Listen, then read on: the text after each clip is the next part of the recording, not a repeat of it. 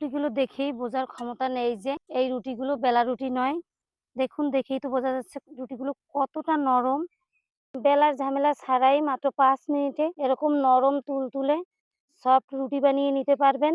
এই রুটিটা এতটাই নরম হয় যে এটা খেতেও অসাধারণ। একটা পাত্রে নিয়ে নিচ্ছি ১ বাটি আটা, দিয়ে দেব স্বাদমতো লবণ, এবার দিয়ে দেব ১ বাটি জল। এবার এই জল আর আটাটাকে ভালো করে মিশিয়ে নেব। মিশিয়ে নেওয়া হয়ে গেছে। এখন আমি আরও ১/২ বাটি জল অ্যাড করব।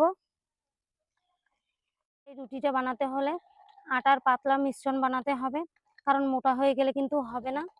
হাতে একটু সময় নিয়ে এরকম ভালো করে মিশিয়ে নিতে হবে। দেখুন, এভাবে একটা চামচে করে নিলে, চামচ থেকে ঢেলে দিলে চামচের গায়ে এরকম একটা লেয়ার লেগে থাকবে, সম্পূর্ণ পড়বে না। এরকম হলেই আপনারা বুঝতে পারবেন যে আটার মিশ্রণটি রেডি। এবার আমরা রুটি ভেজে নেব। চুলায় কড়াই বসিয়ে দিয়েছি। এবার কড়াইতে হালকা একটু তেল দিয়ে নেব। কড়াইয়ের চারিদিকে তেলটা লাগিয়ে নেব। আর এই তেল না দিলে রুটি কড়াই থেকে উঠবে না, তাই একটু তেল লাগিয়ে নিলাম।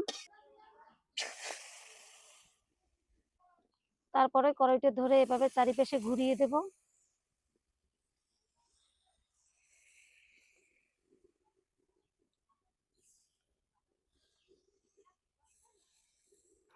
রুটি উপর থেকে না হয়ে যাওয়া পর্যন্ত একটু সময় জাল করে নেব। দেখুন, রুটিটা নিজে থেকেই কড়াই থেকে উঠে গেছে। এবার রুটিটাকে উল্টে দেব।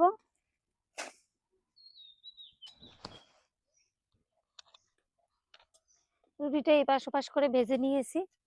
এবার কড়াই থেকে নামিয়ে নেব।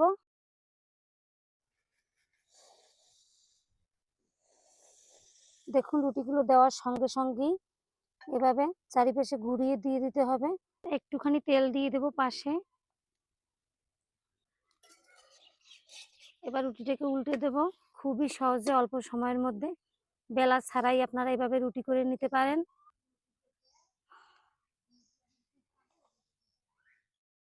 যে কোনো কিছুর সাথে মাংস, তরকারি অথবা ভাজি, এই রুটিটা খেতে খুবই ভালো লাগে। আর বাচ্চা থেকে বয়স্ক মানুষদের পক্ষেও এই রুটিটা খেতে খুবই ভালো। তাই আপনারাও বানিয়ে ফেলুন মাত্র ৫ মিনিটে এরকম সফট রুটি। আরো সহজ সহজ রেসিপি পেতে আমার চ্যানেলটা অবশ্যই সাবস্ক্রাইব করে দেবেন এবং পাশে থাকা বেল আইকনটি অল করে নেবেন। আর ভিডিওতে একটা লাইক দিয়ে কমেন্ট করে আপনার মতামত জানাবেন।